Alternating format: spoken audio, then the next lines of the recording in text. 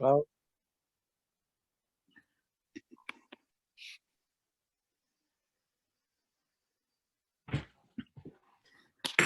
Welcome. great to be here.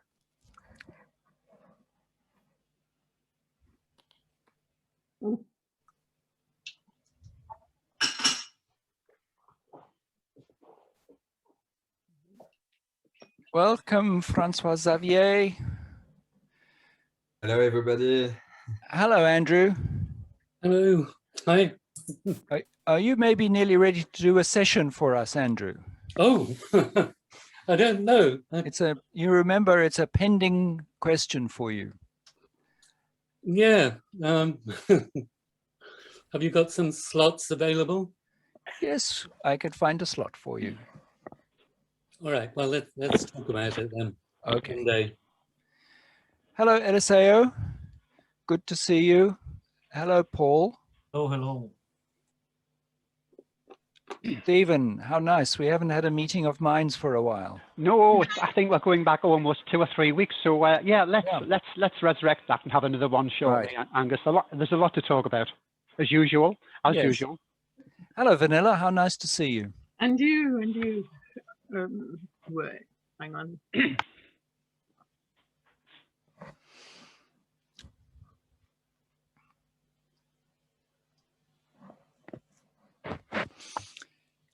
Am I unmuted now? Yeah. Kreshnik, where are you from? Hello, well, I'm from Kosovo. Aha. How good to see you from Kosovo. Well, thanks for having me. A country which has had something of a difficult past. Yes, 21 years ago, that's true. Yeah. Welcome, Richard. Seymour. Good to be here with the kids. Someone is here with the kids.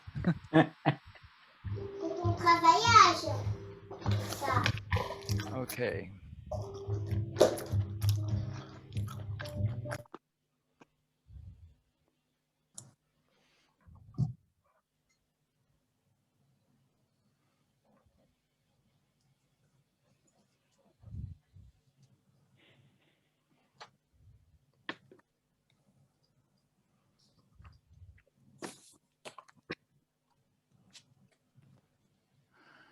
How many of you have met Humberto Maturana in person?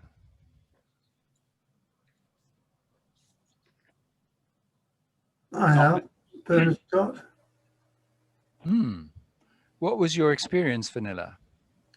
Oh, charm on legs, you know. I mean, to my embarrassment, I knew all about him. I was younger than I am now, but I did know all about him and spotted him and went charging up to introduce myself, despite the fact I now realize he was composing himself for his keynote address. But, you know, old trooper that he was, he sailed through it despite my kind of girlish intervention. He was charming, absolutely lovely man, and of course gave this remarkable talk. From then on, I was as putty. Hooked. Yes, I mean, the first time I'd heard a cybernetician talk about love and squidgy stuff.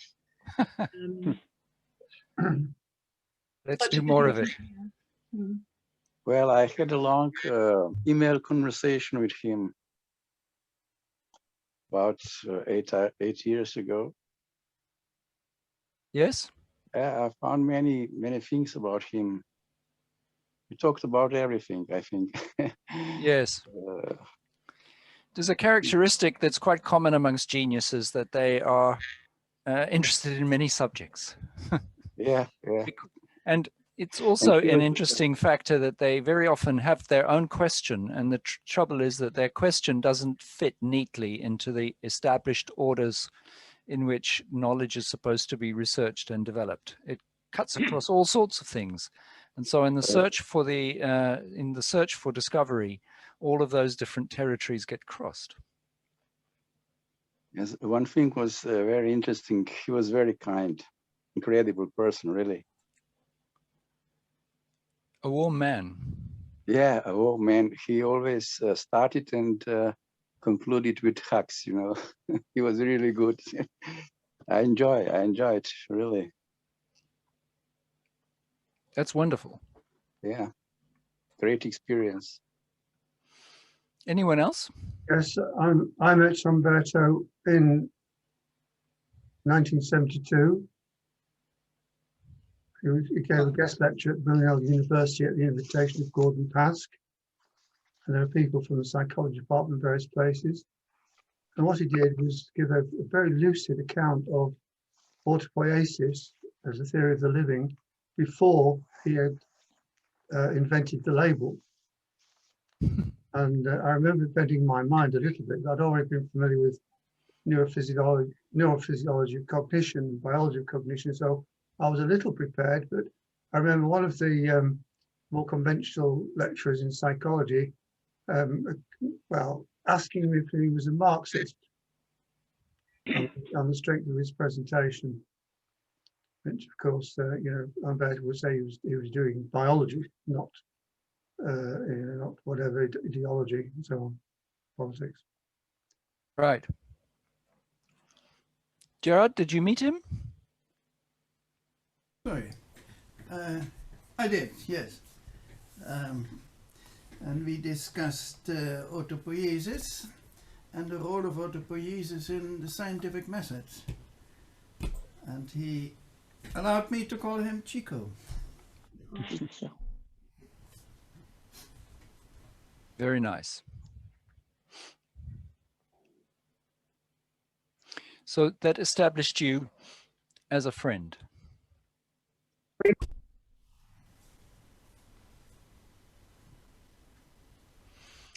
Anyone else? What was the question? Have you ever met Humberto Maturana? And you, Angus? Yes. Have I met him? I've met No. him on Zoom. Yeah. Yes. In the organization of this process, first of all, we in the society wanted to make him an honorary fellow, and we wanted to have a conversation to see if he would be happy to be accepted as, would he be happy to accept becoming an honorary fellow. And so I had the opportunity and pleasure of having a very good conversation with him, also with Sebastian, who'll say something a little bit later. Sebastian is the leader of Maturana, the organization that was founded in Chile to support his work. So Sebastian was there as well. I had a very good conversation with him. And what intrigued me was that he has the possibility of speaking. Of course, he's an older man, but at that stage, but he had the possibility of speaking in such a way that he spoke very slowly, but he seemed to say more in a few words. The denseness, the density of content, which was so richly organized, constituted more than I would normally say in half an hour of speaking.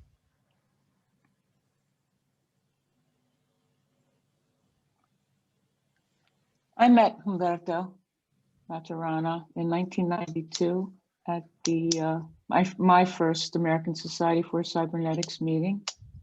It was entitled something about the cybernetics of Humberto Maturana and Herbert Brun. And the two of them presented. And I would say that was my introduction, not so much to autopoiesis, but what he hadn't yet labeled cultural biology. Right. Thank you, Jude. Sure.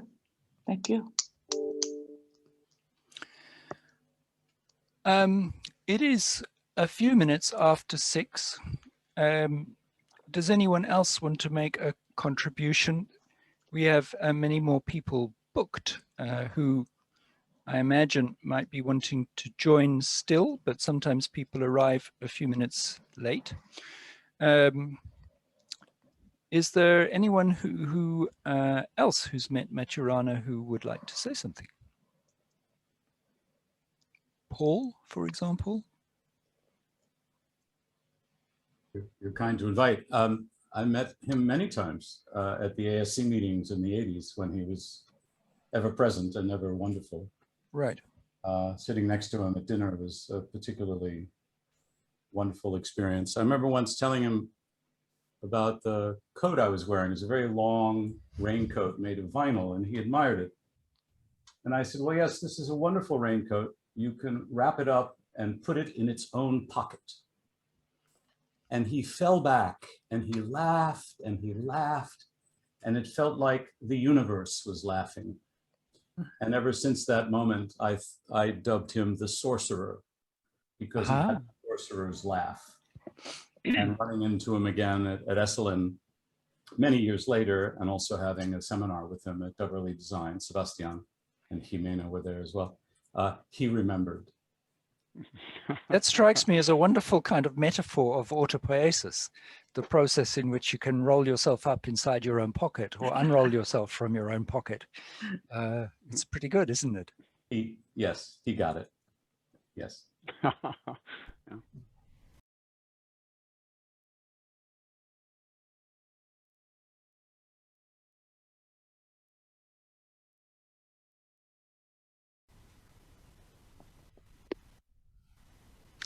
Right. We are today meeting. We were scheduled to meet with Humberto, who was going to speak about his work with autopoiesis. So he was going to give something of a sketch across the lifetime of his work in this field, what is essential in that body of work, his understanding of the manner of living of organisms in their environment, how they couple with their environment, as well as what that leads to in terms of certain implications for our understanding of ourselves, for our understanding of the world around us, and perhaps our rethinking of some of the statements that have been made about the history of life and the nature of life. Some of the dominant, I will call it, ideologies that have been present, especially in Western culture, for the last, say, 150 years or so, increasingly. So he presents another point of view, another more coherent view, in my opinion, and certainly another kind of coherence about that coherence. Unfortunately, as you all know, he's not able to join us. He passed away recently. So today's session is a kind of memorial for him. Various people, including myself and the ASC and the Cybernetics Society, are in consideration of how we might develop some kind of more in-depth response and appreciation of his work in the future. But for now, he was born in 1928 and died on May the 6th, 2021. His central development work is in this field that we, as you will know, of autopoiesis, a term that came to him in part when he was reading Cervantes. His work leads to a new kind of understanding of the autonomy in living systems as a feature of their self-production. It also involved the process of understanding the cognitive process of the living and how this is deeply embedded and entwined with and responding to and producing of the nature of that living organism in its environment. What we are going to focus on today is the content of a particular book and a body of work that several people have already made mention of. I'm going to just take a moment to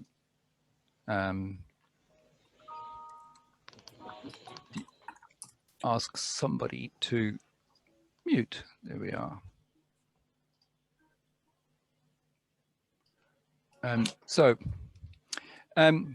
this work,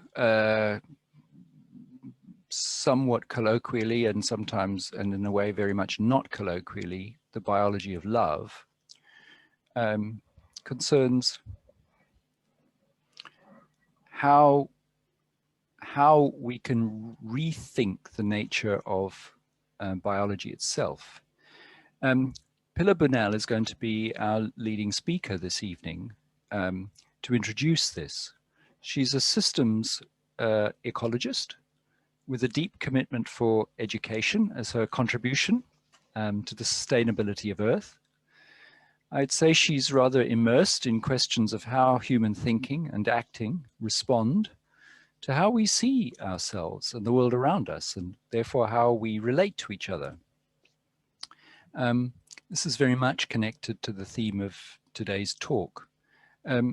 She's worked for several decades as a consultant in ecological questions, and happens also to be passionate about photography, and I think we'll probably see something of that in her presentation. She had the wise intelligence or good fortune to realize that Humberto Maturana might need some help in editing and publishing a book that he'd written on this subject. And so she became the editor, and this process enabled her to work quite deeply and closely with him over a period of time. She found, as others have done, that working with Humberto Maturana has the effect of changing you in some way. Something flows out of this experience with him in terms of how she thinks about the world as a result. And I'm looking forward to her being able to share something of that in relation to the question of the development of humanness, in relation to the biology of love and the development of language. Pilar, may I hand over to you? Thank you. I don't think I've ever been as intimidated for developing a presentation as this time. Not only was I in grieving myself for having lost this person that mattered a lot to me, but the body of work is so overwhelming, and there are so many people who have been so deeply influenced by it that I feel kind of partial and insignificant in that, and it's sort of hard to select out of it all. So as I was listening to the little stories of anecdotes of how did you meet Umberto, well, other than sitting at his feet after a conference that a friend of mine organized in Vancouver in the early 90s, it was at the first ASC conference. And I got in the elevator, and he happened to get in the elevator. That was 95. He got in too. And I, like Vanilla earlier said, quite impetuously, "Oh, Umberto, do you remember me?" And he kindly said, "Yes," but only afterwards to discover that actually he was just being polite. But it did lead to a nice conversation. And by the end of that conference, he'd handed me a thick manuscript. "Here, look at this." And that led to a good decade of meeting at meetings, going out in the cafe, going for a walk to discuss things, one section at a time.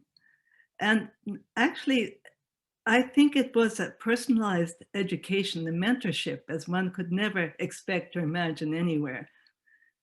So it's with gratitude that I'm happy to make this presentation, but it's also with grief.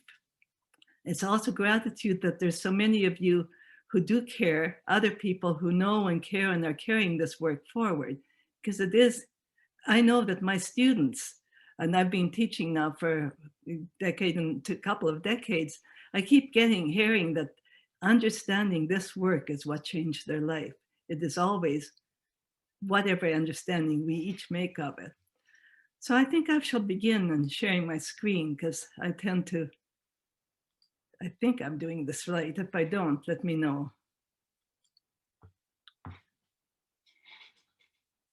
No, I can't see where the play button got to it. There it is. Are you seeing the title slide? Love is fundament is what we see. Okay, Yes. perfect. Yeah. So I shall start then.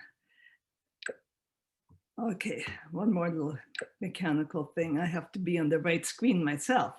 There, now you should be having a video of it and talking about that this is a path of reflections that I'm having over the last week or two. And notice that there's a confluence of different meanings for this word.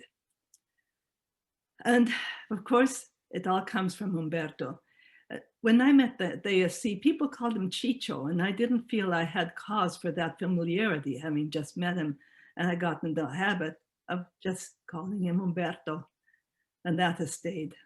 And a moment to remember.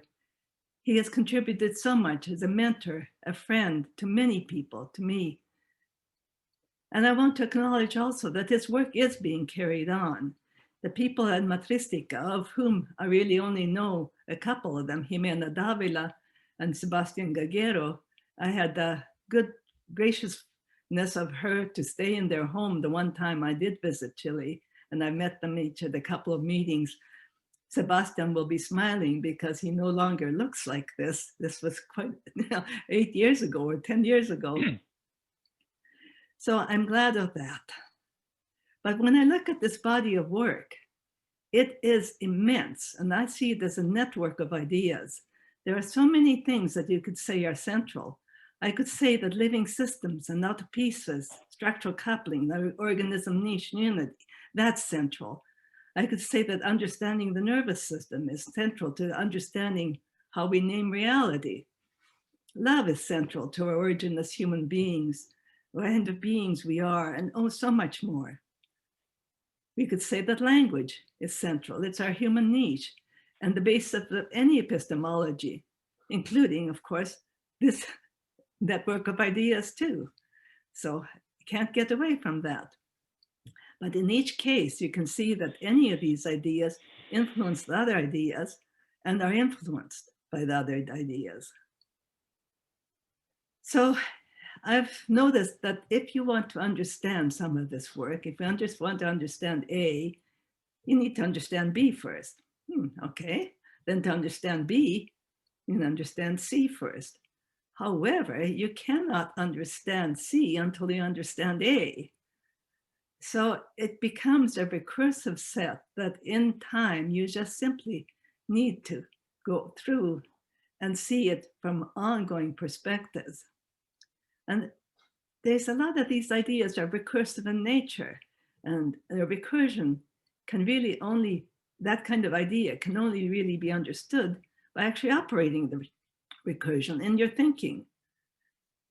And so if you cannot convey just by describing, you have to kind of enchant the listener to operate the recursion. And then I don't have time today to do all these recursions so that you actually understand some of, I apologize ahead and I might be skipping over far too much. I'll start with, why did I choose the title? In what sense is love as the fundament? In daily life, it's the fundamental for our human relations and our well-being. Here I'm looking at my grandson. And as Angus pointed out, it's fundamental to our human origins in enabling our own origins and our evolution as a languaging species. And this is indeed the book that he mentioned. And I have to say again, I can't go through a whole book. A lot of Humberto's writing, he always provided fundaments for each paper, each book. So some of them are repetitive. They're often there in newly understandable forms. But love is also fundamental in language and culture because of the way manner of living is conserved from generation to generation through how our children learn. There's a continuity. And in this continuity, complexity can develop because it can be, what is learned can always be added to. And this is where it is new to thinking in some ways. It's also fundamental in giving rise to the systems, living systems, and the biosphere through conserving an organism niche relationship. And why that is in love, I will try and explain a little later here. And if you think of, in a very broad sense, the implicit sense of elements relating to each other and accepting each other, you can see that's a fundament of all conservation and proliferation of systems. And I have to say too, and this wizard laugh that I too have witnessed that Paul Pangaro mentioned, love is also the fundament of my deep appreciation of my friend and mentor, pause, yes, language and love. This is what for today I will try and limit to how these are related and influence each other. So I ask the question, what is love? And I go to Umberto for how to ask that kind of question. It's a basic question that he's asked in many places. What do I do when I do what I do? What is it I am doing when I claim to be doing something? What am I doing when I distinguish love? Well, I can think of three ways of answering that. You can note different situations, and that's fairly commonly done. You can abstract what is common to all those situations, or you can reflect on the consequence. And the common one, as I mentioned, is people name kinds of love because they find it arises slightly differently in different contexts. So they name it and think that there's many kinds. Umberto never said that. He was much more for the abstraction, or that's how I understood it. And this is a quote that has loved, many of my students have loved to take apart and live with and ingrain. It's a domain of relational behaviors. In other words, all those ways of relating which the other, and the other can be your friend, it can be your pet, it can be the whole biosphere, which the other arises as a legitimate other in coexistence with oneself. An abstraction, it is not a definition. It is drawn out of what is common in all those situations. Abtrahere, pull out. And in that way of looking, a simpler way would say, is say in love with, we look and act without expectation or demand. Love is visionary. We see in love because without expectation, we're not looking at what we think, we're looking at what is there to be seen, or we're more open to seeing. Another little thing, as I've sometimes shown to students, that say, isn't it passion, tenderness, care, all these things, aren't they important? I say, well, without love, you could have passion be demand and tenderness just annoying attention, dependency, or even owning you. But if you put love back in the picture, then those other meanings disappear. With no expectation or demand, you can include a passion, tenderness, care, all those things. Then this way of considering love, reflecting on the consequence, is kind of looking at, is there conservation of coherent relational behavior along a path of changes? How is it the guide of what happens in the longer term? Was that loving? And here was a paper that was published very recently in the Cybernetics and not CIPA, Constructive Foundations e-bibliography by Maturana, Davila, and Ramirez. It was curated by Roger Harnden. Anyway, extracting from there a little sentence, love is in our human domain, a relational dynamics in which the participants of an interaction do not act with demand or expectation for a particular response in the other, and proceed in the relation according to whatever is happening in it. If there's no coherence for going on, they separate. However, in a different situation, the same participants may come together and they start enacting in coherence. And you'll notice if you look at the visual, I'm making it so they're actually changing, but maintaining their identity. As they continue in the interaction, they decide to stay together in the pleasure of the company, each conserving their identity. So that's kind of talking about the path of changes that's resulted. The word here is pleasure. And it's something, do we mean a human attribution there? Or could we think of pleasure in the biosphere? Can we think of the chipmunk having pleasure? I'm not sure. It depends on, I think, on how we mean the word. Here's another of Umberto's many cogent sayings, which I have hopefully not paraphrased too badly, because I've heard it many times in many different contexts. When in a collection of elements, some configuration of relations begins to be conserved, an operational identity arises. In the little animation I just did, a couple arose out of preserving that partnership of enjoying each other's company. But sometimes it's something less clear what it is that arises. But in any case, a space is open for everything to change around what is conserved. In other words, conservation is what enables change. When I chose to live with my husband, we were able to move from one place to another, changing all of that kinds of things, but we conserved the relationship around that. And he speaks of this as one of many systemic laws. It'll be interesting to look through them all, but not tonight, or tonight for some of you, this morning here.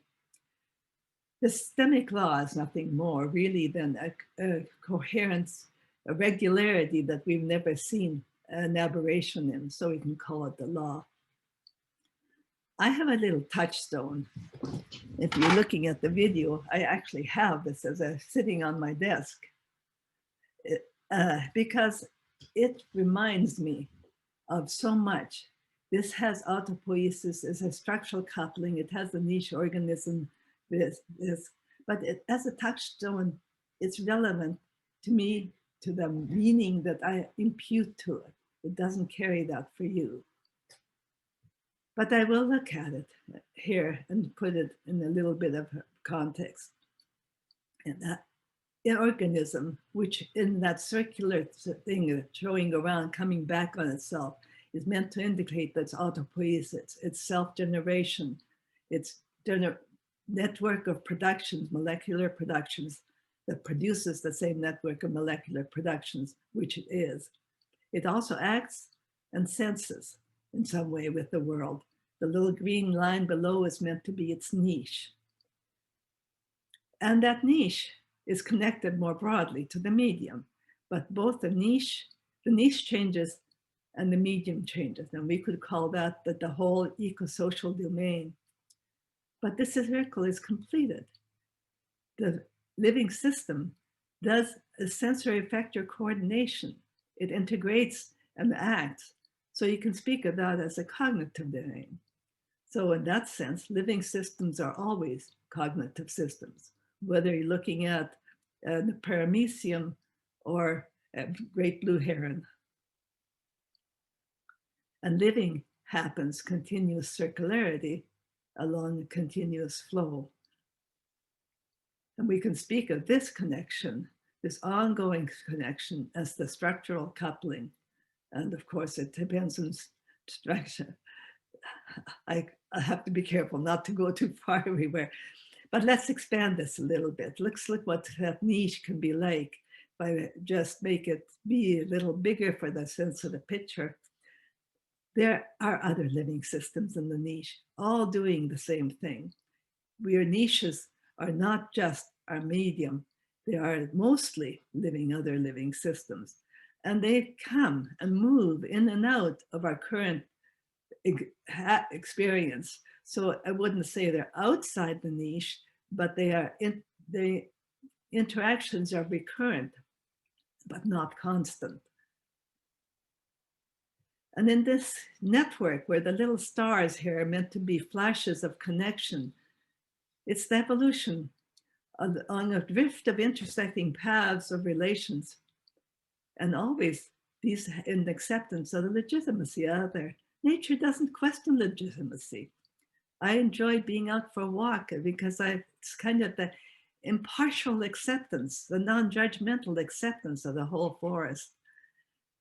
It is inherently accepting.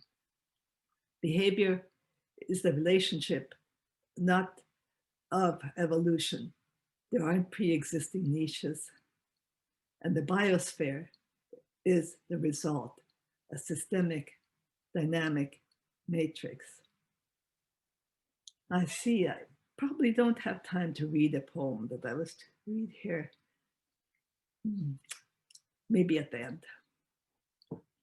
So instead, I'll go on to another thing which relates to this evolution, that a lineage in an evolutionary sense arises in the systemic reproductive conservation. Now, Umberto made lots of these long phrases. They're meaningful. You have to operate the phrase to understand it. Systemic, that it's not just one thing, but it's a whole network of reproductive. It is recurrent and reproduces itself, but it is conserved. And what's being conserved is the ontogenetic phenotype and ontogenetic niche relationship. What we're saying there is the phenotype is what it appears as, the living system appears as, and as it grows and develops, as also the niche grows and develops. And it is this relationship that is the fundamental basis. It's sort of hard to speak it without trying to interpret it. And interpretation is absolutely not what I want to be doing. I understand it and I try and speak my understanding, but that is not to be taken as an interpretation of someone else's work. But it comes out of here, it's that behavior guides the course of history of living systems. And it's when I took that seriously decades ago that I decided that we have a possibility in our human evolution to become Homo sapiens amans, loving human beings, or arrogans, we could speciate, or we could aggressans. Those are all possibilities in our lineage according to how we relate and behave.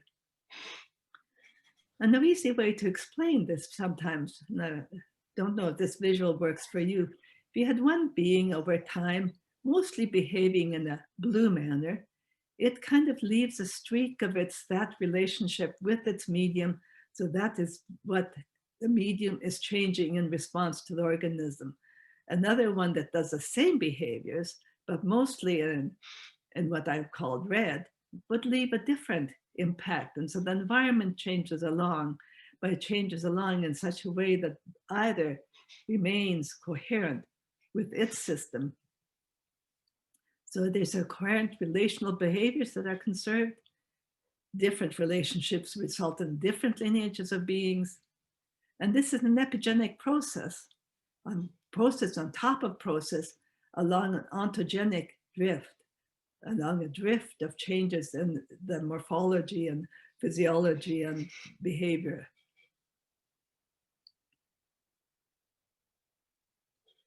So evolution of species is the result of conservation of some relationship with space for others to change.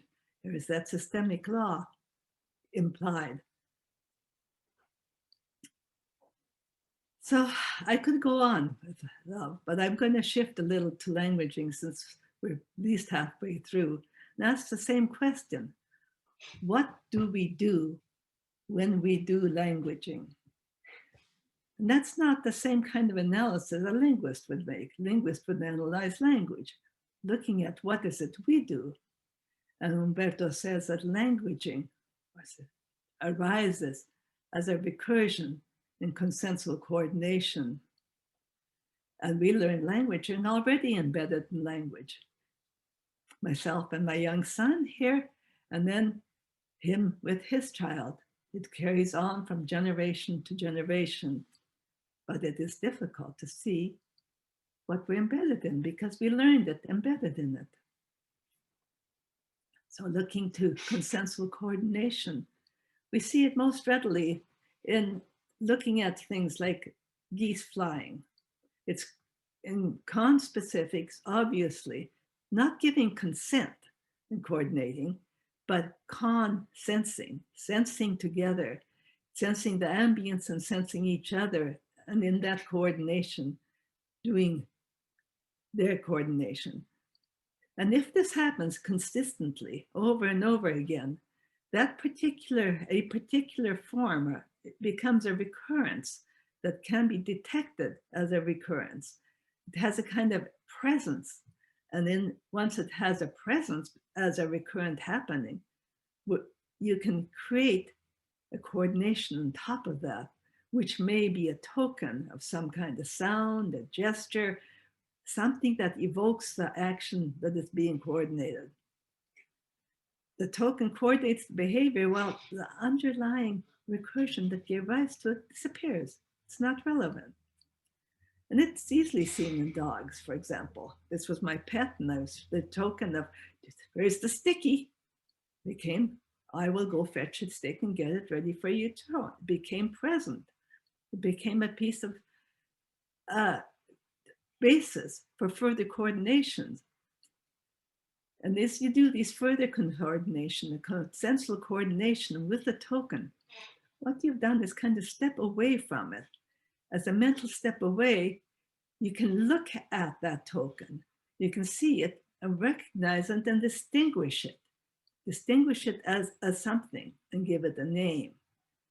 And once that is done, all that took place to make it happen has disappeared, because what you have and what you're left with is the named object, which could be a thing, an action, an idea. And what's really neat about this is something that my dog does not do. The dog cannot refer to it outside of its context, cannot tell stories about what he encountered on the walk. Naming it enables us to start acting in the languaging domain outside the context of where it happened. We can plan, we can coordinate, we can enjoy, and distinctions coordinate behavior.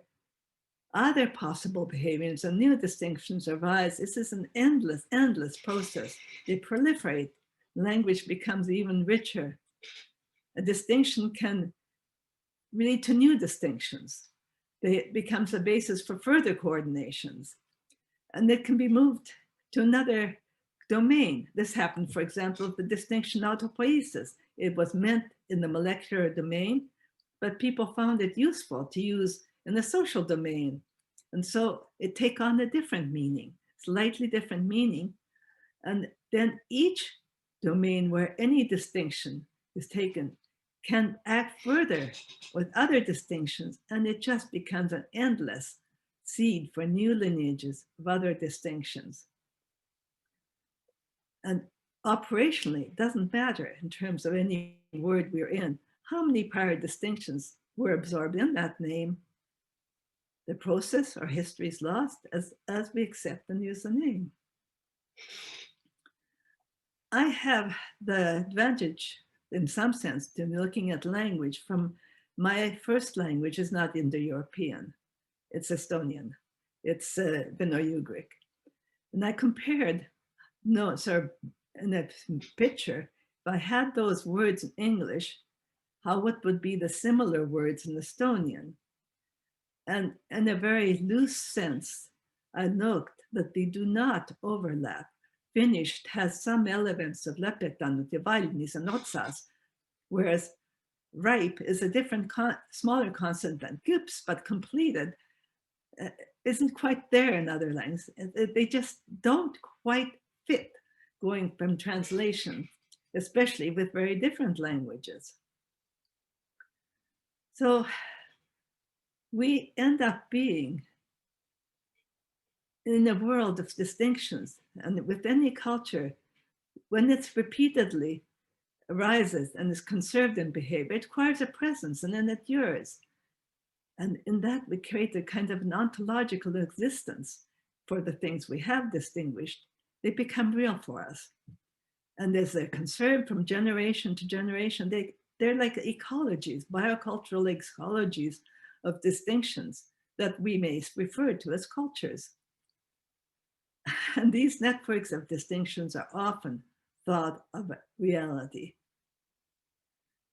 And so we end up living in as if reality if we don't have a look to see what we're doing. Because the distinctions accepted in the culture, they influence how people see and what they act, they're taken for granted, and how people act changes what kind of world arises, which of course validates the distinctions, makes them accepted in the culture. So of course we live as if reality. So are we stuck? And of course not. No, we're not stuck. We can add to this. We can always see more. And the mechanisms we have available are many, but I would say that we can reflect on language about how we live in language. And what we often ignore, and which has fascinated me lately, is that we have systemic cognition, as well as the cognition that we often refer to as thinking in language. And we can see ourselves as the biocultural beings who prefer to live and love in the sense of seeing, open, willing to look and reconsider. And in that kind of reflective look, we can look at this circularity and not be stuck with that circle running back. We can look into what distinctions are accepted and determine what I or you prefer to accept on reflection. What is appropriate here? What can lead to a more desirable path? And of course, now we're coming back to love, because it's in that emotion that it matters. Reflection, another distinction, and the domain co-arise. Every distinction is based on some regularity in our experience. But the part that we often forget is that once we make that distinction, other potential distinctions are obscured. We may notice, as I did on this British heath when visiting, that there's some rabbit pellets. And you may start not seeing them, and they become an element. And they, as you focus on that distinction, the no care about what mosses are there kind of becomes invisible. It's not even there for you. And this can happen in very insidious ways. For example, we can distinguish their existence as biological beings as different from our existence as language and cultural beings. But when we make that distinction, we're obscuring something else. We're obscuring the inseparable nature of the systemic dynamics of our biocultural niche. Any distinction, biology and culture, arise with the domains in which these particular distinctions are valid. And is that the domain we wish to be in when we're distinguishing ourselves? It is a point where we can reflect. And perhaps one of the easiest things and most penetrable things, comments that Umberto has made, is to listen to the domain in which what the other says is valid. In your listening, listen for what the person speaking means rather than what he says. Listen for them, not for yourself. And I can imagine this in a sort of a visual, especially I think realizes distinctions do not have meanings. They coordinate our coordinations. So what coordinations are they coordinating? So the meaning of a distinction changes with the domain of its use. And I'm using meaning here as a way of speaking of what the adjacent possible behavior is, what can come next, and what's the implicit consequence of what can come next. So let's imagine that there is a possible proliferation of places you could go with any given word that could have meaning in these different colors of distinctions. For example, if you're in a conversation about pink, you could follow something along one of those branches in that particular conversation. That meaning of the word in that pink domain leads that way. the same word, the same distinction in another domain could lead to a completely different conversation. And again, and then that yet another domain, whoops, something interesting can happen. It doesn't seem to fit. Oh dear. Then you may want backcast. What was it that was saying? Was that really the right domain I was in? Maybe I should have been this thing in this domain. Then you can reconstruct, interestingly, reconstruct what you were hearing and comfortably proceed in the conversation along a different lineage of meanings. Now, this is all imaginary, of course. It doesn't actually happening. I'm using this as a metaphorical way of speaking. But I do notice that if you are in the domain of acceptance of the legitimacy of what the other is saying, you're more likely to be able to hear. And this thing about systemic cognition as well as language, so many people I have talked to initially imagine that their thinking is that which they do in words in their mind. But we forget that we are biological beings with a much more complex beingness than that which we refer to in language. We have language and rational thinking. We also have what I would like to refer to as systemic thinking, cognition that happens that we do not explicitly have access to in language. And it's in recursion with our circularity, with our languaging thinking, as is our systemic thinking in recursion with the rest of our whole bodyhood. How do you say this better? We are whole beings, we're systemic beings. And when we're distinguishing these different ways, we reconnect them by speaking recursion, as if were actual things. And I notice that we often speak of the whole bodyhood as the heart and the language as the mind. And we don't really have a good way of speaking of systemic thinking. Maybe intuition or gut feelings or subconscious, maybe even soul. But it's one of these words that's hard to speak to.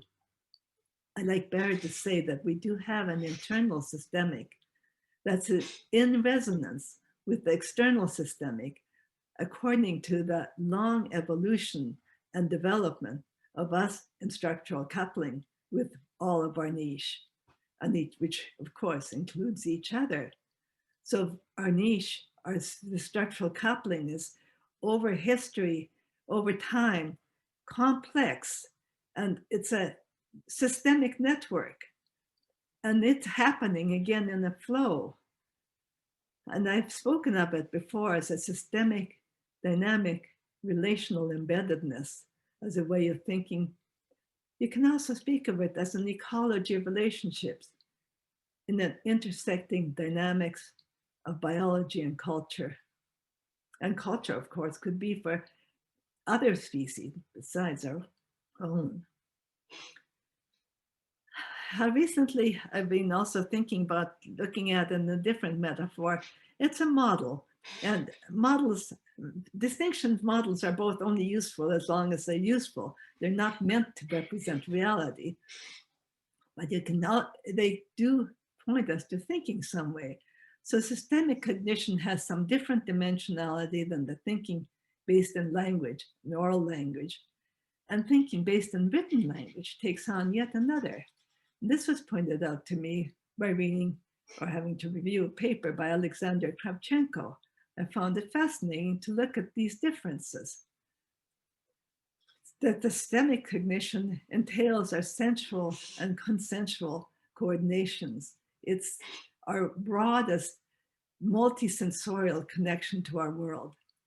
Thinking in oral language, the coordination of coordinations, distinguishing, naming, and all the further recursions, we do that.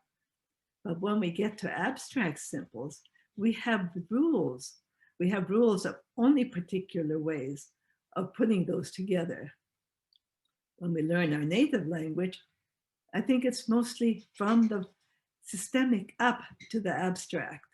Abstract probably comes late.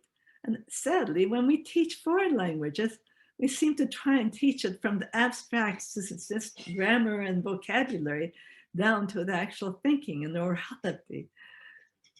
That aside, I could feel a bit better about that model not having it quite so chunky.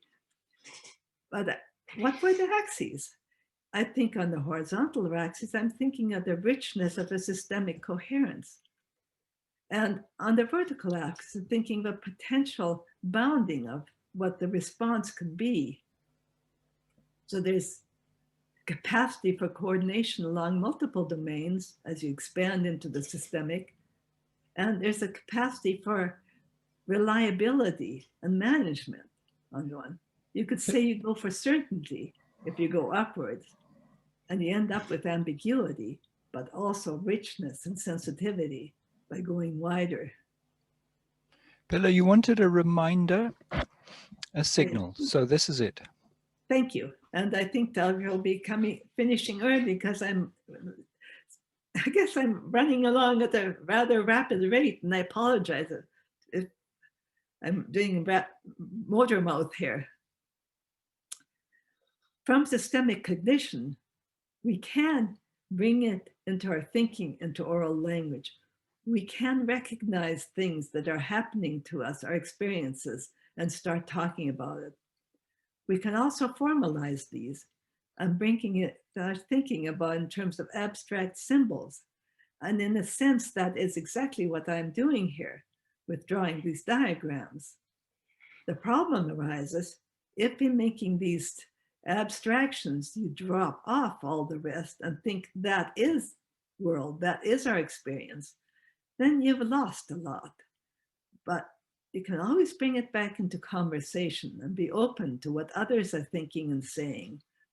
And you can always also bring it back into your systemic cognition, your own. And in practice, I think what we do is we allow ourselves to fluidly move amongst these domains. And in that emotion of love, we can integrate them. Love encourages flow and enables harmonization.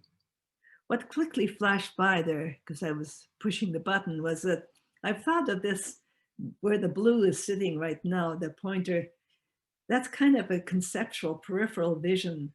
And just like in physical peripheral vision, we may see something to the side that attracts our attention. And as it attracts our attention, we bring it into further consideration. We attend to nuances and bring them into more focused awareness.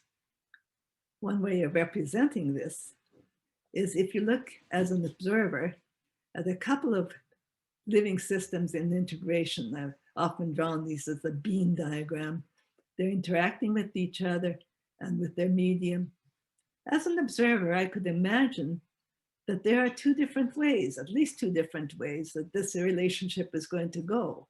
They're going to go on the blue path or the purple path. And if I watch, I will see that it seems to in conversation go one way and another way, but once in a while, there seems to be a flash of further intensity. And I think it's this, we pay attention to the nuances of where this well-being is. Here again, where it's going upward. If it's going upward, that's the path that it enhances towards the blue path. And this is a good thing I think of in terms of learning. Do you watch for those moments where somebody sees something and enhance those moments? Or do you watch for those aspects of the relationship that you prefer to follow in any situation and interact in that direction? Seems to enhance the possibility of that. And this would be in the systemic harmony of languaging, emotioning, and acting. In the co-drifting as a niche organism unity, because we come back to that. And I think I will read you a poem.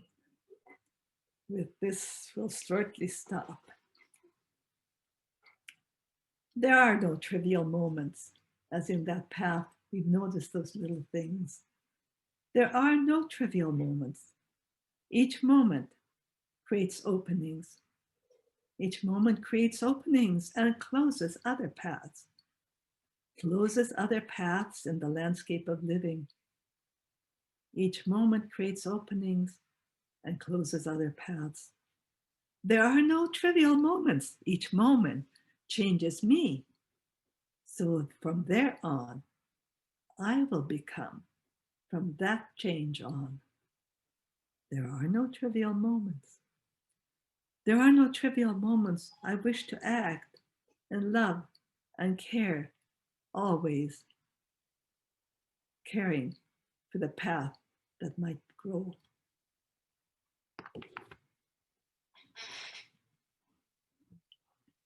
So I'm hopefully leaving lots of time for us to have some conversation.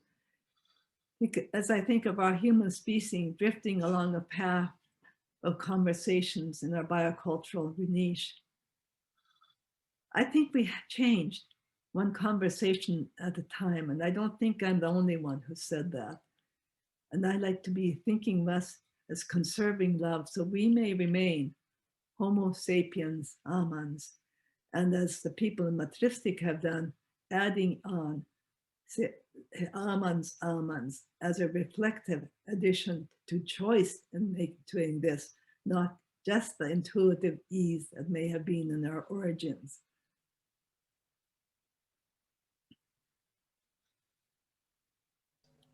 So, in conclusion, I would like us humans to remain the kind of beings who do live in reflexive, loving awareness of our systemic dynamic flow in a biocultural relational embeddedness. Thank you, and I do welcome conversation. And thank you, Umberto. Thank you for all you have given the world, given so many people, and given me a gift of a better view of life. Thank you.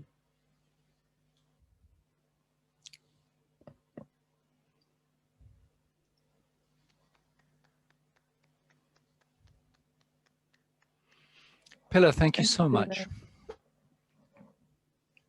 I think it's wonderful to consider how it's possible within the rigors of science and within the consideration of what constitutes a scientific method to be able to begin to appreciate that that can include such reflections, that it can include and deal with the quality of love as a reality in relationships, but also how that, so that it's not merely a sentimental term, but that one begins to understand how it operates, how it produces and works, and other qualities such as wonder and appreciation and the sense of the feeling of language and its forms in interactions, which we are about to continue with by widening out to a wider audience.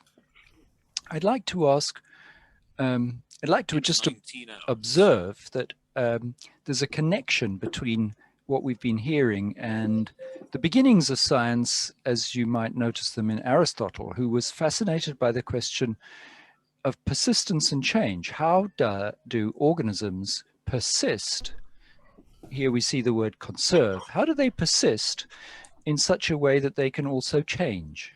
And he came up with the term entelikeia. Too much noise for the music. Too much noise.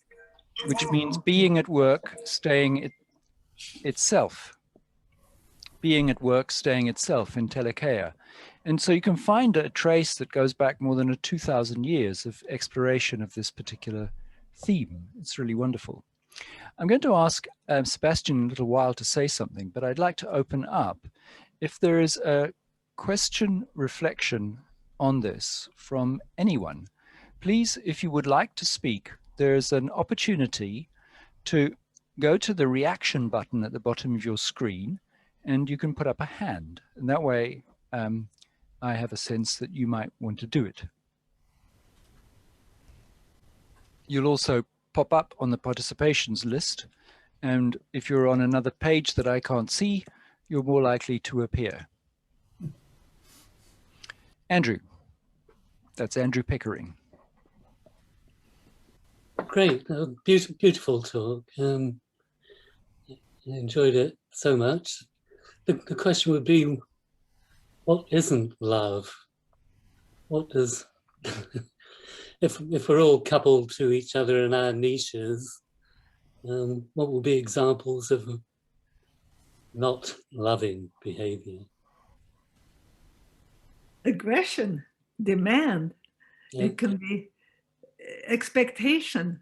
You know, there's so many ways to, and we all have moments of that. At least I speaking for myself, I have moments where I have expectations of somebody, and then thinking what I know that they will be saying, and then I have to let go to look again to see what is it. Yeah, that's very nice. But suppose we're not talking about people. I'm very interested in our relations with the environment.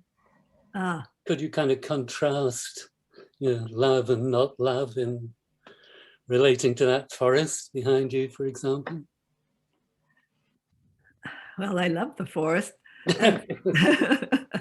But then you see, we have a human term that we use. The forest doesn't have a term. The forest hasn't made a distinction. That you would have to call it fundamental love, the fundamental acceptance that it interacts without giving consideration to whether the bird that's picking the berries is a legitimate bird or not. Yeah, I'm thinking about what the contrast is. So, you know, I want you to say something like burning the rainforest. Oh, I see. Our attitude. Okay, we get into great difficulty because a lot of current people have no experience with nature other than some very small plant or something. They do not. I used to teach environmental management, and I would ask people to tell me how they got to be that. And everybody who was in that class, 95% would start with a childhood of meandering and loving to be outdoors. I don't see where people living in cities are coming to that. But I have a feeling Sebastian has a better answer for this. He's just put up his hand. Yeah, I don't know if it's a better answer or not. I don't know if it's about better or worse, but it's what resonates with me around this. And I think that's something really important to put beforehand in order to entering that that question or that domain that is open up. It opens up. And well, first of all, also thank you for inviting me and being able to be here with you all. Let me just take a moment to say, for those who were not here, that Sebastian is the leader at Maturana, and he was specially invited and asked to say something from his experience. He was due to be a co-speaker with Humberto today. Yes, thank you, Angus. And Pile, I remember the mantra that we learned from the dog. The first systemic law: everything said is said by an observer. Yes, yes. And from there, we can position that question from a different place. It's not that there is love out there as independent, or, for example, as if the lion is competing with the gazelle. All of those distinctions, by understanding also distinction as distinguished to shed light on, is an opinion of an observer. Love, or when we distinguish loving relationship, is an opinion of an observer when he observes that relational dynamic. Because sometimes we can also, and it can happen in daily life, how you don't see how loving was the caring of that granddaughter with his grandfather. Oh dear, now I see. And this reminds me also, and in the context of cybernetics, that little tale of Heinz von Foster. Yes. There is a little red curtain. It opens up. There is a man and a woman. The man says, there's a tree there. She asks, how do you know? Because I see it. And then she laughs and it closes the curtain. So this brings me back also into that mantra that at least I learned with the dog every time that I have a question or something, to start with the template in the thinking, which is everything said is said by an observer. And in that domain also, when I see it in the natural world, or what I learned with the dog, is that it's not that there is love or not out there, it's just the process of the happening of the natural drift, of the natural evolutionary drift of the different species, in just how Pile really beautifully presented, and in the interactions that they are generating. It's not that there is or not love or competition with one species or the other, it's just the happening of the natural drift of structural coupling that generates when it generates. But love, hate, all of those distinctions are distinctions that we human beings do in languaging. I don't know if it helps. It does, Sebastian. Thank you very much. I wonder whether it might be accurate and appropriate to bring in a comparison with neo-Darwinism as an alternative. So I'm thinking of the famous expression by Dawkins about human beings as lumbering robots carrying around their genes. Now, it seems to me, when I discovered, when I first decades ago understood what was being proposed there, it made no logical sense. It simply seemed to conflict, as far as I could see, with how the world worked. It could not possibly be right, however many technical strengths it might discover, and however important some of those technical strengths might be. But it couldn't actually be right because it didn't match what was observed. But what it characterizes for me is a way of seeing the world as operating in a certain kind of way, which has a distinction, which is more or less a kind of polarity in many ways to what is we've just been describing. Now, Varela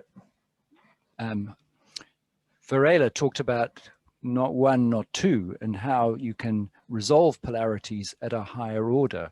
And there may be something, there's definitely a need to resolve what we've learned about DNA and what Darwin brought. But at some level, it seems to me that a picture of humanity and a picture of life and a picture of ecosystems and so on as a battleground and as an existence that enables the perpetuation of selfish entities maintaining only their own existence to the exclusion of all else, something like that, cannot possibly be true. So I wonder whether there's a relationship at some level between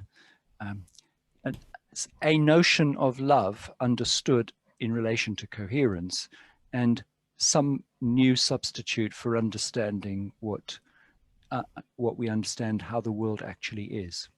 Jude, you said you might say something. I wondered whether you would care to contribute something on this, especially in relation to Humberto's wider working world, his partnership with Francisco and other things.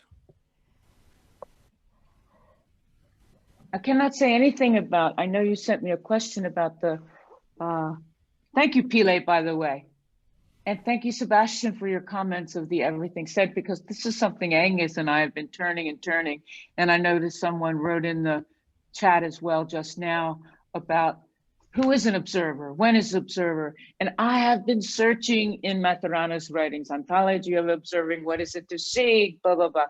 And he, in my experience, wants the term observer to specifically relate to the dynamics of humans. It's part of our humanity specifically, that we as humans make distinctions and that we bring the world forth in that matter. Regarding Varela, I knew very little about Varela until I was doing this interview with two people who knew a lot more than I did about Varela and went down that rabbit hole. But I know nothing of their relationship between one another. other than what I've read in the sense of what I've heard in the sense of them collaborating, and particularly around the term autopoiesis itself. I think that Varela was very helpful in that domain of helping Maturana come to, with him, this idea or concept of autopoiesis. I think Varela's starting point for me was his work with Maturana, and then he went all kinds of places that were different, that you talk about different domains, Varela's domains. I mean, he expanded basically that concept and those ideas in a whole nother direction than my experience with Humberto led me in. I was lucky enough to study with Humberto. I met him and Herbert in '92 at the ASC meeting that I mentioned. That was wonderful, absolutely the best one. Unfortunately, it's ruined me with the ASC because no other conferences lived up to the expectations I had in relation to my experience in '92. But anyway, so having said that, I sat there with, I had worked with crazy kids, emotionally disturbed kids who were probably telling us what's going on in the world. And I sat there and I was looking for a healthy model about humans, ended up in Europe, and he turned me on to the ASC, ended up at the ASC meeting in '92, sat there with my mouth open the whole time, not understanding a word of this thing that Maturana held up in the air, which was his booklet that he presented there. He held it up in the air and he said, this is basically, or sort of, what Herbert would call anti-communication. So in order to understand it, you have to understand it, and you have to understand my repertoire for saying things and being thing. And Pile, I felt like your beginning pointed to that whole thought in regard to Maturana's work and his anti-communication of wanting people to see differently and designing his languaging and his loving in that way. Thank you, Jude. Oh, Gerard, can I say one more got... little thing? Can Sure. I say one more little thing? Sure. And that was, after this meeting, the university I went to, or school I went to, you chose 2 people in your field to be on your committee. So I went up to Herbert and I went up to Humberto and I asked them both. And I asked Humberto one night, we were sitting on a bench somewhere. I said, would you be a member of my committee? He says, are you asking me because of who I am or what I do? Or I said, well, who are you? Because I knew nothing about Maturana until that meeting. Absolutely very little. I knew a little, I had read an article. But it was just, you know, just an amazing thing. And he agreed, they both agreed. And it was a very important part of my life change. Thank you. Gerard, you seem to have signaled your willingness to say something or wish to. Well, not really, but I was wondering, first of all, I really appreciated Pile's contribution and the emphasis on love. I understand love to refer to emotional experiences, experiences where you have preferences, intentions for what you want in the future. Whereas when we are talking about observers, usually we have a much poorer image of what we are talking about. So in my view, Pile brought the notion of love to a much higher level than the level of research, where the focus usually is on observation. So I can imagine that in the end, what would follow from what Pile has been saying is that we develop let us say, some story about how to deal with other people, which then raises the question, how would you test such a story? So my questions on the chat are simply trying to identify what it is that we mean by observer, given the fact that most of what Pile has been saying is not about observation, but is about feeling.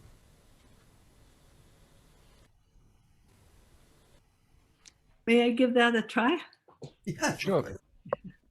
I'm going to share screen because I had to do many outcuts for this, and I didn't wanted to talk about observing. Now, am I really doing the right? Hope I'm doing the sharing right now. You are. Okay, so play. Do you usually get a green background? Yep. Yes. Okay. So when we distinguishing as a circularity, we have distinguishing was creating that name, creating a coordination of coordinations. But so we already have something, a name distinguished. And when we distinguish the process of distinguishing, that is when the observing arises. But we see ourselves doing the distinguishing that we're doing. And that is, in that sense, observer and observing arise in language. But we have also used the word like that had all this underneath it. It also just becomes a plain old word as a named object, and it's flattened then.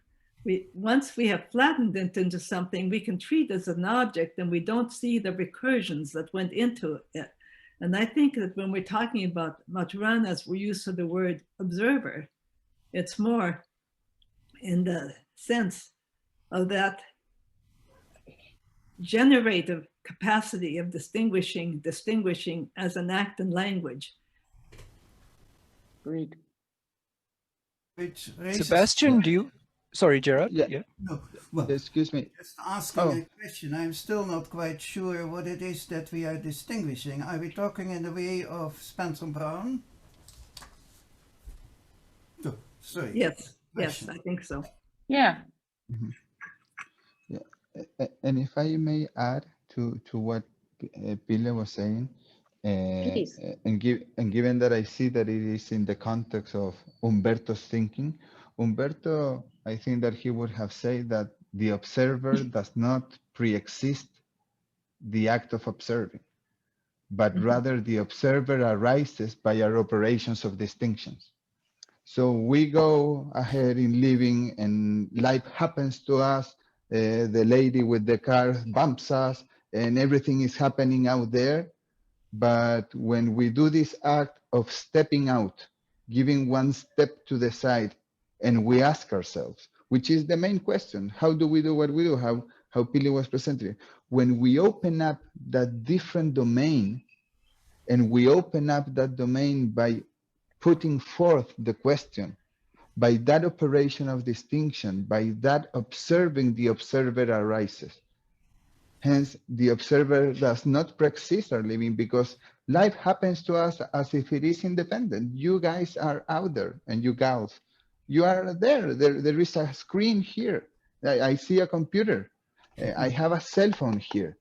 But when I ask myself, how do I know what I know? How do I know what I see? And I open up, just like Pile was mentioning in the drawings with the light and the lines that move there. We open up and we shed light to a new domain, a domain in which we operate as observers. And just as Humberto used to present in the epistemological diagram, when we ask ourselves the question and the path either in which we accept it or we refuse it. And from there, observer in observing, it is equals, so to speak, the praxis of living, the experience of living. And this brings me forth a little bit, Gerard, to your question in the chat, where you said everything not said is not said by a non-observer. Now, I don't think that it goes on that ways, but what Humberto says in that domain is like, our experience is what we distinguish that happens to us. So when we make the distinction and we observe, there we generate it, and it happens in our continuously changing present, and we shed light on it, and then we keep going. Just like Humberto used to say, we slide in the tangent in the conservation of well-being. And this is also that I wanted to also bring forth on what Pile showed us about languaging being the recursive coordination of behavior. what Humberto was also adding back in Spanish, and we are like moving our efforts to put back in English, is also adding that we coordinate our feelings and our emotions and our doings. When I see Pile's picture in exactly, when I see Pile's picture with his son, with her son and her grandson, I see smiles. And when we ask a question and we get an answer, our feelings change. And I see that also in the traits that she was mentioning, in the blue, in the red, those elements that are also part of the emotional and sensorial relationship that we generate with each other. Because here I don't see an emotion of competition. I don't see an emotion of arrogance. I see that we are coming together to reflect from loving, and the synthesis, which is letting ourselves appear from mutual respect and from listening to each other. And so appreciate your ability to orally say things that I can only visually imagine. Thank you. You're welcome. As far as Gambi used to say, that's all I have to say about that. You sure? Anyone else?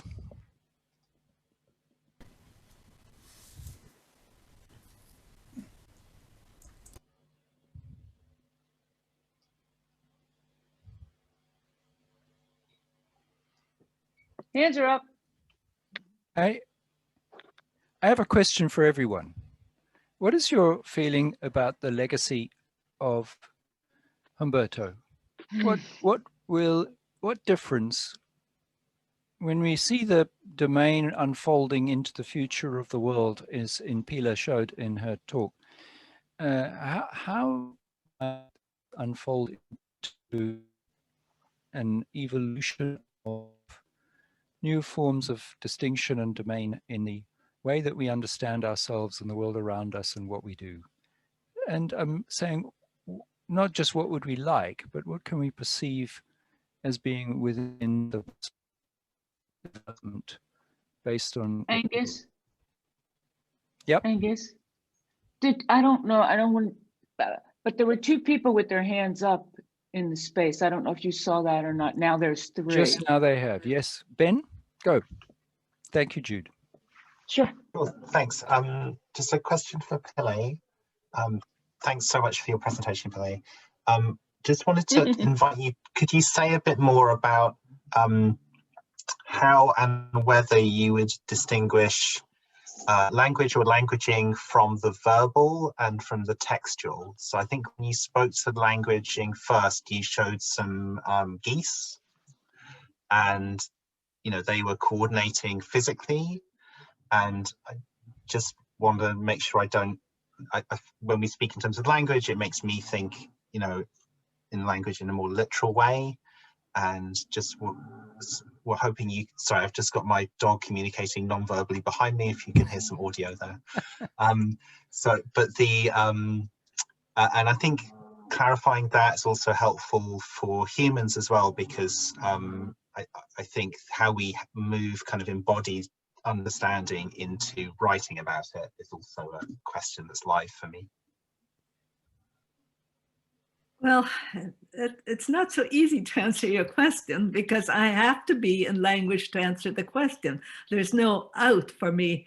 So I am in that oral language in responding to your question, but I'm also, as Sebastian's pointing out, I'm also in a history of loving relationship with you, Ben. I know you, and you're something I want to know more. So it's a lot, there's that path here. And in that path, I see the interbreeding, intertwingling is a word I like, of the languaging and emotioning. And we are not going to be able to totally separate it until we make language itself an object, make it a set of symbols that we manipulate as according to rules of logic.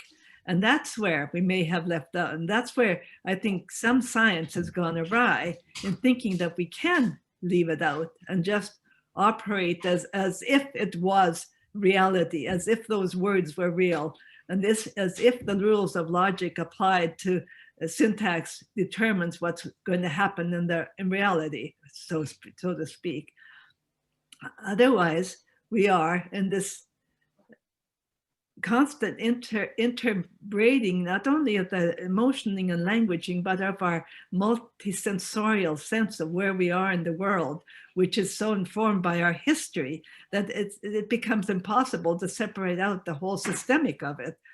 Any separation is a pointing to some pattern, leaving out other patterns. So, sorry. Maybe somebody else has a better answer than that. But you're asking, can gesture be a language, for example, and can an animal gesture? Of course, we have sign language even in English. Yeah. Dogs living with humans get to be quite languaging. My dog used to have an extensive vocabulary, not only in terms of what she understood, but in terms of what she had the ability to communicate, because they became part of the vocabulary. Like the dog would say, but sound like, when she wanted something to eat that I was eating, because I'd said, you know. Thank you. Boris. Yeah, I was thinking about my conversation with him, and I got impression that Humberto has also other side of the personality, you know, if I say so.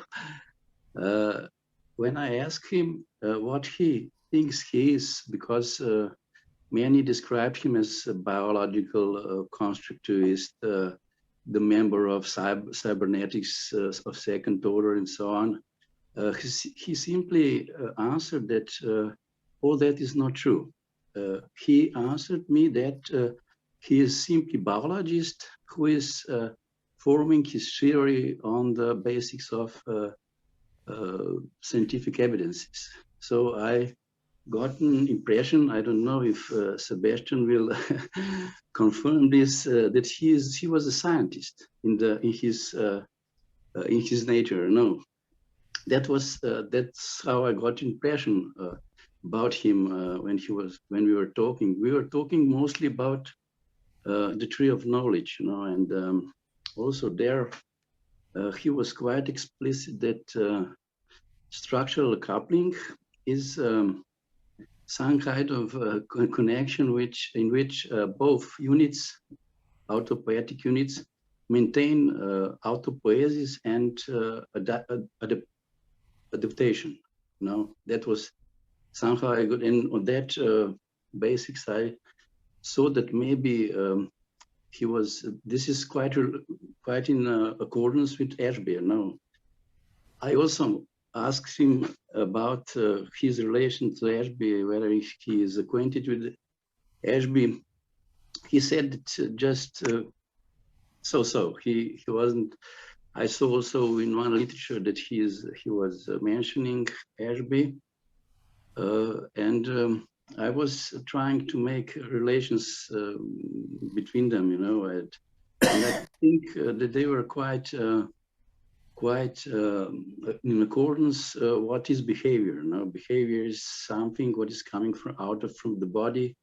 It's not what others see. You know, that was my impression about the observer. I know every knowledge is subjective. You know, it's forming on the basis of perception, and perception, we know, it's limited, and it's forming all kind of constructs which are real, not real, imagination, and so on. So I wanted just to point out that I think that Humberto wasn't a scientist. I don't know, what will Sebastian say?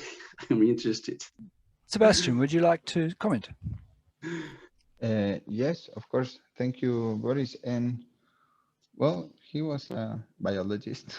It's a branch of the natural sciences. But going a little bit deeper into that, also he would have said that we are all scientists. that we do science in our daily living because we all do explanation, and we explain the coherences of daily living with our own coherences of daily living. The difference is sometimes which is the validation criteria that we're using. Is it we are using the validation criteria of scientific explanation, or we are using other criteria? For example, Mari, who works here at the home of Humberto, which I'm now, and Jimena, she's a great scientist because she teaches me how to cook bread, how to bake bread, by providing all the steps and by providing all the different consequences. And you can add this or you cannot add this other. And if you want to add blue cheese, you need to do something differently. And in that regard, yes, Humberto, I believe the dog began first as a curious child, and he was always a curious child up till the end. Like annoyingly curious child, like, please leave a book down for God's sake. Like, yes, he was always curious and always like with his eyes wide open to listen and to learn, first of all. Second, yes, he was trained in science. He was trained in that with J.Z. Young in the UK, later with his work with Jerry Ledwin and with all the guys there at MIT and Harvard. And I think that when he came back to Chile, he started to become a professor. And I believe that in the last part, he was Professor Maturana, always. And a professor and a human being who did different things. He ate chocolate, he explained stuff, he was curious. We used to watch TV, the little crimes, like a little honest crime, he used to say. And we used to watch a little bit of the episodes of CSI. Yes, that stupid crap. Yes. But why? Because I can't imagine. Because it's part of our daily living, And on that behalf, I wanted to also see if I can read for you all like a paragraph of the prologue that he wrote for The Tree of Living, which is the book that he launched with Jimena in 2016, which I think that it can show also a little, another part of him. And it goes, this is the last paragraph of the prologue. The history that gives rise to the present in which I find myself today has not occurred in a life without mistakes or blindness. Mistakes and blindness that have been a source of pain and confusion in my professional and family life, as well as opportunities for reflection and expansion of my understanding of the nature of human cultural biological life. Mistakes and blindness that I wish I had not lived, and that upon seeing them have led me perhaps to the most important thing, which is to accept without complaints the responsibility of living knowing that I am the generator of the worlds I live in, aware that I know that in them there are no absolute truths, and that I can only choose what I want to keep or conserve in my life and living together, often choosing paths that later I feel were mistakes that I cannot undo, and in the face of which, if possible, I can only recognize my honesty in the desire not to make them again, asking myself, what do I want to conserve and what I do not want to conserve in what I have left to live. Wonderful. And that was also him, a human being that Over things here for you, hurted okay? him. That's wonderful. You know? So at this point, I want to say that we have reached what you might call the technical ending of our session. Yeah, definitely listen. Because we've reached the technical end of our session because we've come to the time when we're formally supposed to close. And I think that's a beautiful way to end formally this session. But I'm Yes, going to thank suggest that we take a moment of quiet before we leave. And then Vincent has wanted to ask a question. So if there are one or two people left, Vincent will be able to ask his question after that. So this is just a moment of quiet for the remembering of someone who has been a mentor, an inspiration, a friend, an important person in the world for many of us, for me, many people, and no doubt many more in the future. Thank you, Humberto Maturana. Thank you, Dr. Chicho.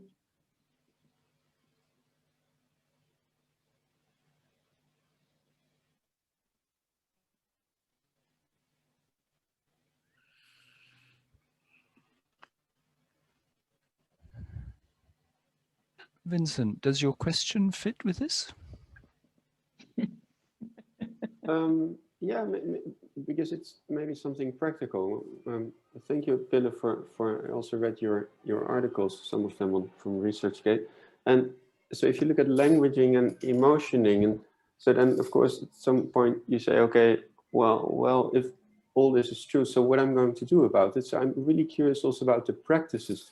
Maybe it's also nice as a remembrance. So what kind of practices or behavior you've seen also in Maturana or others where this came to life? And I think Sebastian has already said some things about the human being who met Maturana, but I'm also curious so how do you do that when you do that, when we're in love?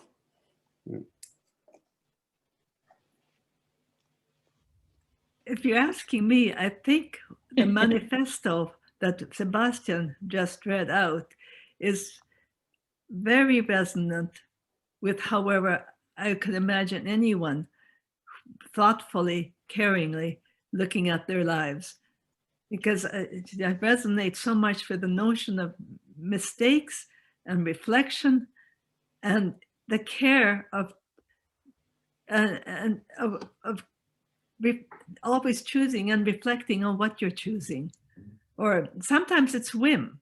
I can also trust my whim that if I know I am living in some form of integrity, then that spontaneousness will arise appropriately. This moment of speaking is not a pre-planned moment, and I can only speak to what happens to come up and trust that I'm not making too much of a mistake.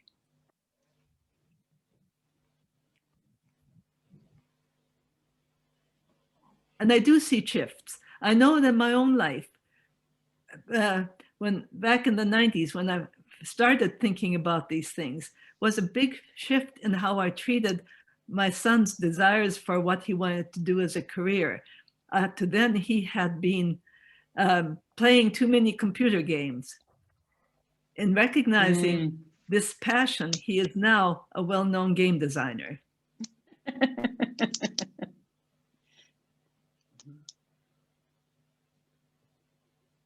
Thank you. May I say something? Yep. Please do, Jude. Maturana said the history of humanity is the history of desires. Do I desire to live in love? Then I will live in love and make mistakes of not living in love. Do I reflect on those mistakes and attempt not to do that again? I mean, I came to a realization not too long ago that I am brutally honest with people who I experience as not living in love with me.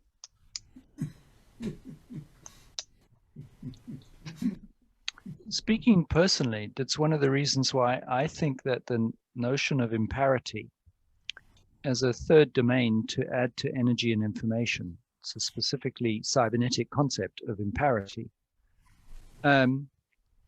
is really important because it recognizes that distinctions have difference, that there's a difference between distinctions, or you can say that there's a difference between observations, and there's a difference between what kind of outcomes are anticipated from certain observations and actions. And this actually is a formative principle in the structuring and organizing of things. I think it's a really important concept. It connects us to the actual performance, production, operation of the process by which differences of differences take place. And in that sense, when we hear about desire, emotion, when we talk and its opposite, then it extends the ontology by which we come to know how observers respond to the world and how living organisms respond with difference. I'm sure many of you know that that Whitehead said that right down at the quantum level of atoms and molecules and so on, that there's a constant process of eruptions of joy as they come into manifestation and out again. Interesting. I'm going to draw this to a close after the next contribution. Who has not spoken already, would like to say something or ask something?